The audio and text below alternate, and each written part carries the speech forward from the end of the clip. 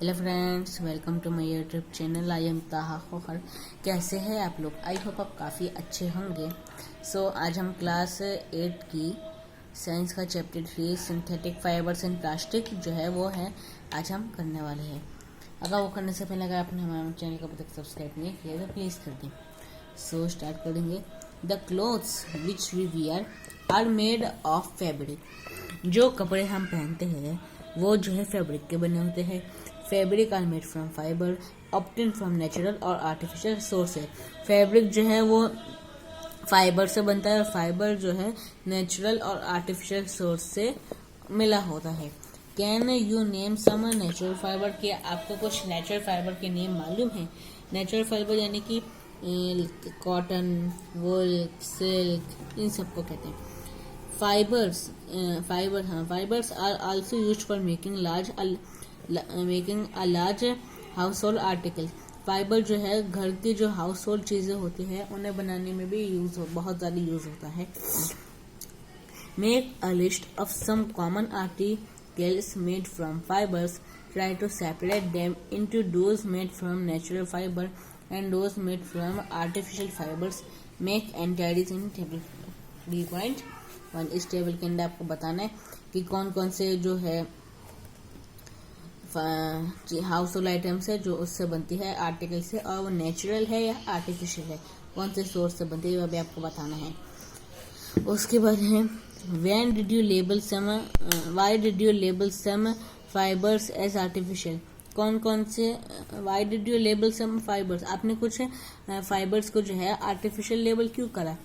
You have read in your previous classes that natural fiber like cotton, wool, silk, etc. are obtained from plants or animals.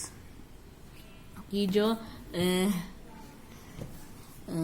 हाँ, आपने previous classes में पढ़ा कि जैसे कि कुछ नेचुरल फाइबर जैसे कि कॉटन, वुड, सिल्क जो प्लांट से मिलते हैं वो जो होते हैं नेचुरल फाइबर होते हैं।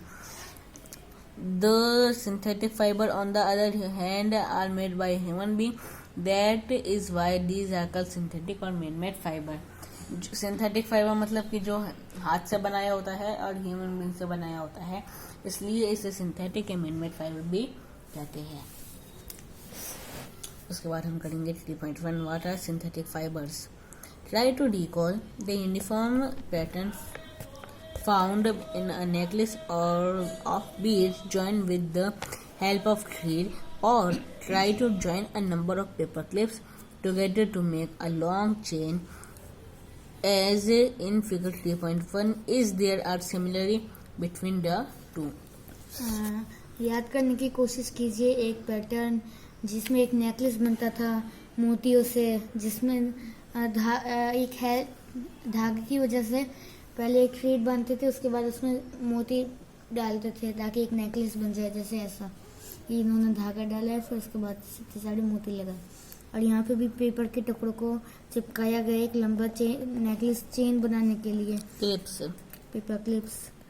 क्या ये इनके बीच में कोई सिमिलरिटी है या कि कोई सिमिलर दिख रहे? Synthetic fibre is also a chain of small unit joined together. Each small unit is actually a chemical substance. यानी कि सिंथेटिक फाइबर भी जो है की चेन है वो भी एक स्मॉल यूनिट जो है वो जुड़ा होता है। ईच स्मॉल यूनिट, हर स्मॉल यूनिट में is actually a chemical substance, एक केमिकल सब्सटेंस होता है। मेनी सच स्मॉल यूनिट्स, बहुत सारी जो स्मॉल यूनिट्स होती है जो एक साथ होती है, कंबाइन टू फॉर्म, एक साथ जो होती है एक लार्ज सिंगल यूनिट जो बनती है, तो उसे जो है पॉलीमर कहते हैं। यानी कि बहुत सारी स्मॉल यूनिट को एक साथ रख के तो बड़ी हो जाएंगी और एक सिंगल यूनिट हो जाएगी ना वो, तो उसे पॉलीमर कहते हैं। द वर्ड पॉलीमर, जो वर्ड पॉलीमर है, कम फ्रॉम टू ग्रीक, दो ग्रीक से आया है, दो ग्रीक वर्ड से आया है। पोली मीनिंग, पोली का मतलब होता है मेनी एंड मर, पोली का मतलब होता है बहुत ज़्यादा और मर मीनिंग पोर्ट का मीनिंग होता है यूनिट, यानी बहुत सारे unit. So a polymer is made of many repeating units. Okay, उसके लिए बात polymer occurs in natural also. Polymer जो है वो भी नेचुरल की तरह ही दिखते हैं, मतलब नेचर की तरह दिखते हैं। मतलब cotton for example is a polymer called cellulose, CELLULOS, cellulose, यानी कि जो पॉलीमर भी एक नेचर की तरह दिखते हैं, फॉर एग्जांपल कॉटन। सो ये पॉलीमर को हम सेल्यूलोस भी कहते हैं। सेल्यूलोस जो है बहुत सारे नंबर ऑफ ग्लूकोज यूनिट से जो है वो बनता है। उसके बाद types of synthetic fibres rayon. You have read in class 7 that silk fiber obtained from silkworm। आपने क्लास 6 में पढ़ा था कि सिल्क फाइबर जो है वो सिल्कवर्म से मिलता है, और जो है ये चाइना में डिस्कवर हुआ था, और इसे बहुत टाइम तक सीक्रेट रखा गया था। Fabric obtain from silk fibre was very costly. जो फैब्रिक जो है हमें सिल्क फाइबर से मिलता है वो बहुत ही कॉस्टली होता है, but it's beautiful texture fascinating everybody. लेकिन ये बहुत ही ज़्यादा फैसिनेटेड होता है, मतलब बहुत ब्यूटीफुल होता है इसका टेक्सचर, इसलिए लोगों को फैसिनेट करते हैं, यानी कि अपनी तरफ को बुलाता है। Attempts were made to make silk artificial towards the end of the 19th century। बहुत सारी कोशिश की गई सिल्क आर्टिफिशियल सिल्क बनाने की। 19th सेंचुरी की अंत में साइंटिस्ट जो है सक्सेसफुल रहे एक फाइबर सिल्क बनाने में, जो कि ऑब्टेन था एक केमिकल ट्रीटमेंट और वुड पल्प से, इसलिए इसे रेयॉन या आर्टिफिशियल सिल्क भी कहते हैं। रेयॉन तो जो है एक वैसे ही नेचुरल सोर्स है, और वुड पल्प भी, लेकिन फिर भी ये मैन मेड फाइबर ही होगा। ये जो है एक सस्ता सिल्क है, और जो इससे हम लोग अलग अलग सिल्क फाइबर से भी इसे हम लोग मतलब सिल भी सकते हैं, और जो है इसे बहुत सारे अलग अलग कलर में भी हम लोग इसे कर सकते हैं। Rayon is mixed with cotton. Rayon के साथ जो है कॉटन मिक्स होता है बेडशीट बनाने के लिए, और इसके साथ वूल भी मिक्स होता है कारपेट्स बनाने के लिए। यहाँ पे दिया हुआ है। अब नायलॉन क्या है? नायलॉन जो है एक अनदर मैन मेड फाइबर है। In 1931 it was made without using any natural raw material from plants और animals. It was prepared from coal, water and air. It was the first fully synthetic fibre. Nylon fiber was strong, elastic and light. It was luster and easy to wash, so it became very popular for making clothes। Nylon जो था 1931 में बहुत ही पहला man made fibre था, और ये जो है बिना किसी रॉ मटेरियल के लिए बना था, यानी कि प्लांट्स और एनिमल के बगैर। इसलिए ये जो है काय से बना था? ये कोल, वाटर और एयर से बना था, और ये पहला सिंथेटिक फाइबर था। नायलॉन फाइबर जो था वो बहुत ही स्ट्रॉन्ग, इलास्टिक और लाइट था, इसलिए इजी टू वॉश था, और इसलिए लोग इसे बहुत ही पॉपुलर करते थे क्लोथ्स बनाने के लिए। ये बहुत पॉपुलर था क्लोथ्स बनाने के लिए।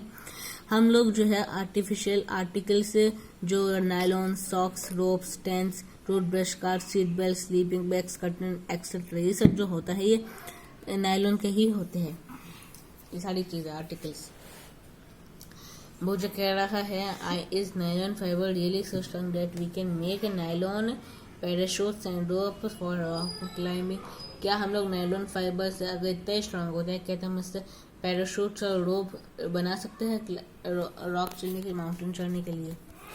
तो यहाँ पे पढ़ेंगे, यहाँ पे दिया हुआ है nylon is also used for making parachutes, ropes for rock climbing. Nylon thread is actually stronger than a steel wire।